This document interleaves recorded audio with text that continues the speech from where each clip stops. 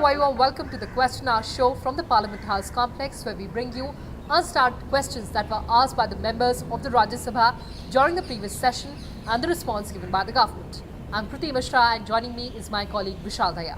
Well, thank you so much, Kriti. So let's take our viewers through these important questions and their answers as well. The first question in this episode is addressed to the Ministry of Skill Development and Entrepreneurship, and this one has been asked by member Susmit Patra, who wants to know from the government about the number of people who have been imparted skill development training state-wise, and also the employment opportunities created in the country in the last 5 years due to this ministry's initiatives. In a very comprehensive reply that has been furnished by the government, the reply mentions that under Skill India Mission, the Ministry of Skill Development and Entrepreneurship imparts employable skills to the youth through long-term and short-term training. The ministry is implementing its flagship scheme, Pradhan Mantri Kaushal Vikas Yojana, launched in 2015 to provide employable skills to the youth of the nation. Under PMKVY 1.0, a total of 19.85 lakh candidates were trained. Owing to the success of the first version, the scheme was relaunched in October 2016, which was called PMKVY 2.0. On pan-India basis, with a target to provide skilling to 1 crore people under short-term training, recognition of prior learning and special project across the country over 4 years, that is from 2016 to 2020.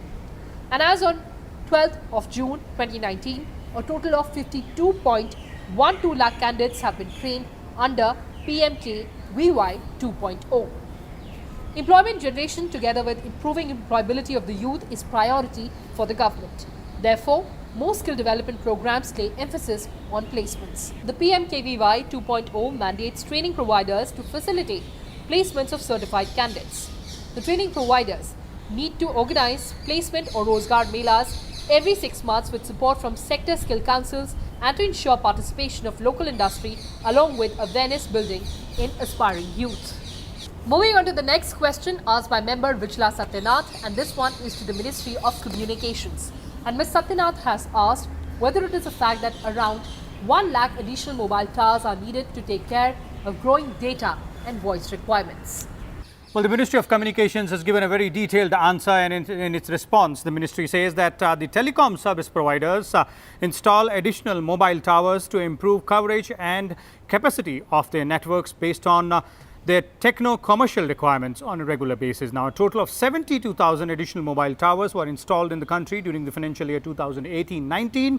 No authentic estimate of addition in mobile tower base in future is available with the department. However, the ministry says that there were 5,57,543 mobile towers in the country as on 30th of June 2019. In order to facilitate expansion of telecommunication services, the Department of Telecommunication has initiated a series of policy initiatives and development programs, which are making available sufficient spectrum for mobile services, including auction of 965 megahertz across different bands in 2016, allowing spectrum sharing, trading and liberalization of administratively allocated spectrum,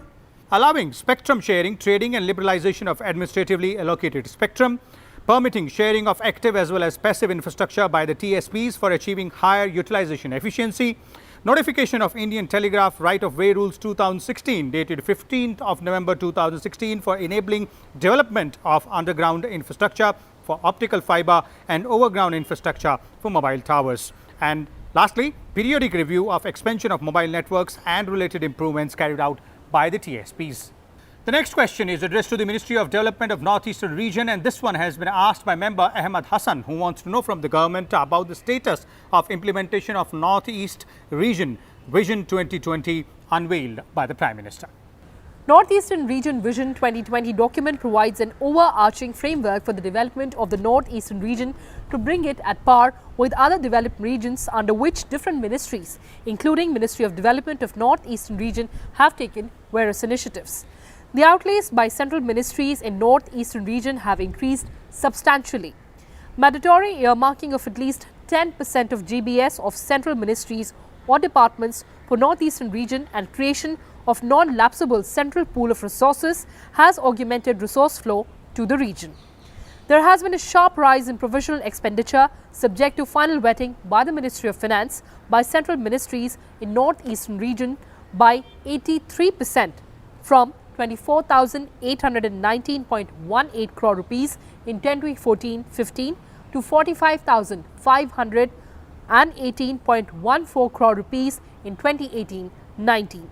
An allocation of 59,369.90 crore during 2019-20 has been made for Northeastern region, including the Ministry of Donor.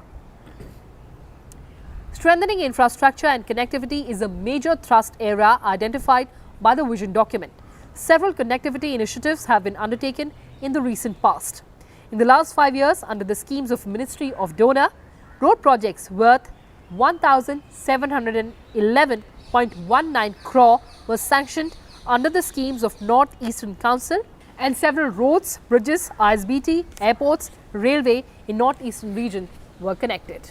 The next question is by member Parimal Nathwani to the Ministry of Consumer Affairs and Public Distribution, and Mr. Nathwani has asked whether government is aware that food grains are wasted every year during the rainy season due to lack of proper storage facilities. Well, the Consumer Affairs, Food and Public Distribution Ministry in its response says that no wastage or damage of central pool food grains stored in godowns of Food Corporation of India can be directly attributed to lack of proper storage facilities during rainy season. The ministry says that as on 30th of June 2019, storage capacity available with FCI for central pool stock is 407.31 lakh metric ton, out of which 153.35 lakh metric ton is owned and 253.96 lakh metric ton is hired. In addition, 471.24 lakh metric ton, out of which covered is 365.50 lakh metric ton, and cover and plinth is 105.74 lakh metric ton is utilized by state governments for keeping central pool stock. As on 1st of July 2019, a quantity of 742.52 lakh metric ton central pool stock is stored in FCI godowns, both owned and hired. Also, the capacity utilization in FCI godowns varies from month to month depending on the level of procurement and the movement of food grains. Well, the next question is also addressed to the Ministry of Consumer Affairs, Food and Public Distribution, and this one has been asked by member Vijay Goyal, who wants to know from the government whether it proposes to introduce a One Nation, One Ration card scheme to help migrant workers access ration anywhere in the country. Well, the government in its response says that to sustain the reforms brought in by the scheme end-to-end computerization and targeted public distribution system, the Department of Food and Public Distribution has launched a new scheme, namely Integrated Management of Public Distribution System or IMPDS, for implementation during the year 2019 and 2019-20. The main objective of the scheme is to reduce nationwide portability of ration card holders under National Food Security Act to lift their entitlement food grains from any FPS, which is fair price shop in the country, without the need to obtain a new ration card by integrating the existing PDS systems, portals of the states or union territories with central systems or portals. Keeping in view of the physical progress under ongoing scheme and readiness for implementation of national portability in few states, it has been decided to implement interstate national portability on a pilot basis in few states. Further, as and when any state or union territory achieves the readiness, it will be added on the National Portability Platform, that is Public Distribution System Network, to provide the benefit of national interstate portability to all ration card holders under National Food Security Act. Presently, NFSA, which is the National Food Security Act, provides the coverage for about 81.34 crore persons across the country. The next question is again to the Ministry of Consumer Affairs, and this one has been asked by member Nadimul Haq, and the member has asked whether the government is thinking of coming up with a legislation for direct selling. Well, the Ministry of Consumer Affairs, Food and Public Distribution in its response says that it notified the direct selling guidelines 2016 in the Gazette of India on 26th of October 2016 as guiding principles for state governments to consider regulating the business of direct selling and multi-level marketing and strengthen the existing regulatory mechanism on direct selling and multi-level marketing for preventing fraud and protecting the legitimate rights and interests of consumers. Now, state governments, union territories being enforcement agencies may take necessary action to implement these guidelines. In terms of the direct selling guidelines 2016, state governments will set up a mechanism to monitor or supervise the activities of direct sellers, direct selling entities, regarding compliance with the guidelines. Besides, the Consumer Protection Bill 2019 also seeks to provide the measures to be taken by the central government to prevent unfair trade practices in direct selling. In terms of the Direct Selling Guidelines 2016, no person or entity will participate in money circulation scheme in the garb of direct selling business. The Ministry of Finance, Department of Financial Services has intimated that there is no information available with them that law enforcement agencies are wrongfully booking genuine direct selling firms under the Price Chits and Money Circulation Scheme Banning Act 1978. Well, the last question of this episode is addressed to the Food Processing Industry Ministry, and this one has been asked by member Sushil Kumar Gupta, who wants to know from the government whether it has any plans to stop food losses and address hunger by changing distribution strategies and using technology, as well as also any plan to involve private sector companies to provide pre-cooling and chilled storage from farm to consumer. The Ministry of Consumer Affairs, Food and Public Distribution, Department of Food and Public Distribution has informed that Department of Food and Public Distribution deals with construction of godowns and silos for the storage of food grains, post-procurement by Food Corporation of India and state agencies for distribution under public distribution system.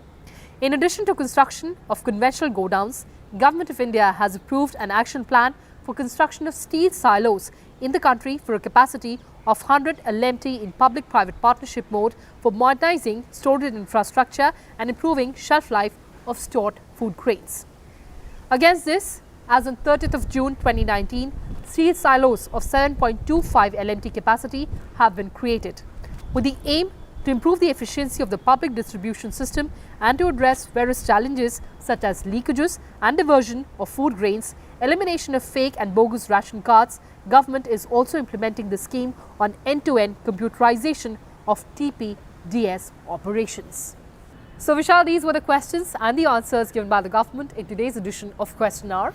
And we'll take a short break here. On the other side of the break, our colleagues Arvind Singh and Kriti Singh will bring you some more questions in Prashn Kaal. Stay tuned.